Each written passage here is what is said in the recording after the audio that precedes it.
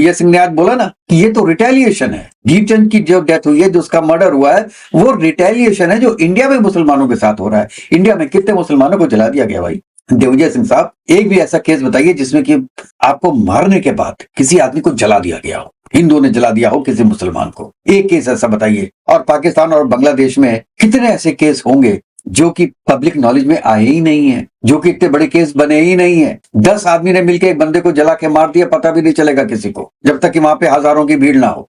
आप समझ रहे हैं मेरी बात? तो ये जो मोहम्मद यूनुस एक तरीके से आईएसआई के साथ मिलके, सीबीआई के साथ मिलके, डीप स्टेट के साथ मिलके एक ऐसी सिचुएशन क्रिएट कर रहे हैं कि इंडिया को तगड़ा रिटेलिएट करे, जैसे पाकिस्तान के अगेंस्ट भी किया था। फिर सबको बहाना मिल जाता है इंडिया की प्रोग्रेस को रोकने का। और इसीलिए मैं कहता हूं कि ये टाइम है कि इंडिया को बहुत सावधानी बरतनी चाहिए और इस समय एक्शन नहीं लेना चाहिए और थोड़ा सा वेट एंड वॉच वाली सिचुएशन देखनी चाहिए। चाहे आपको बुरा लग रहा हो अंदर से, ये बात मैं मानता हूं, लेकिन कभी कभी अकलमंदी भी ऐसी दिखानी चाहिए। और जो भी इनका एक नेटवर्क है, जो है मोटो है, वो मोटो को फेल करना है। और मोटो क्या है कि पोस्टपोनमेंट ऑफ इलेक्शन। अब देखिएगा, अभी 2 नेताओं को गोली लगी है, हो सकता है 2 या 3 को और लगे। अभी तो पूरे 2 महीने बाकी है, 2 महीने तो शायद नहीं बाकी है, 1.5 महीना बाकी है। अभी देखिए उसमें क्या होता है। और भी कुछ करेंगे जिससे इंडिया अनसेटल हो, टारगेट करेगा इंडिया को।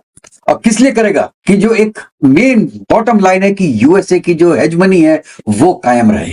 चाइना से वो लड़ नहीं सकता आज के दिन में। दूसरी सबसे बड़ी ताकत उसको हिंदुस्तान दिखाई देती है कि अगर हिंदुस्तान पे उसकी हेजमनी हो गई, पाकिस्तान तो वैसे ही उसका टट्टू है, लेकिन अगर हिंदुस्तान पे हो गई तो अल्टीमेटली क्या होगा कि फिर चाइना भी लाइन पे आएगा। इसलिए एक तरीके से ना पूरी कायनात इंडिया को नीचे दिखाने के लिए लगी हुई है, क्योंकि राजा ऐसा बोल रहा है। राजा कौन है आज की दुनिया में? वर्ल्ड का राजा ऑफ कोर्स डोनाल्ड ट्रंप है। ये पूरी उसी की चाल है एक तरीके से इंडिया को डाउन करने के लिए, इंडिया को अपने जितने भी नेबर्स हैं उनसे अलग करने के लिए। लेकिन इंडिया को बहुत समझदारी के साथ इस वक्त काम लेना पड़ेगा।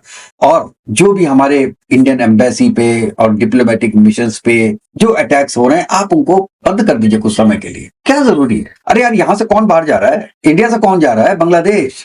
और जो बांग्लादेश से इंडिया आ रहे हैं उनको भी बंद करो भाई। बांग्लादेश ने इंडिया में जो कॉन्सुलेट है वो बंद कर दिया, बहुत बढ़िया। इंडिया में किसी को जाना ही नहीं वहां। और जो बांग्लादेश में है उसको भी बंद कर दो इंडिया। जो मेडिकल टूरिज्म के लिए आने वाले हैं वो मना करो उनको, भैया अभी मत करो, 1-2 साल के बाद इलाज कराओ, नहीं तो अपने दोस्त पाकिस्तान के पास चले जाओ, वहां पे अपने इलाज करा लो, क्या फर्क पड़ता है।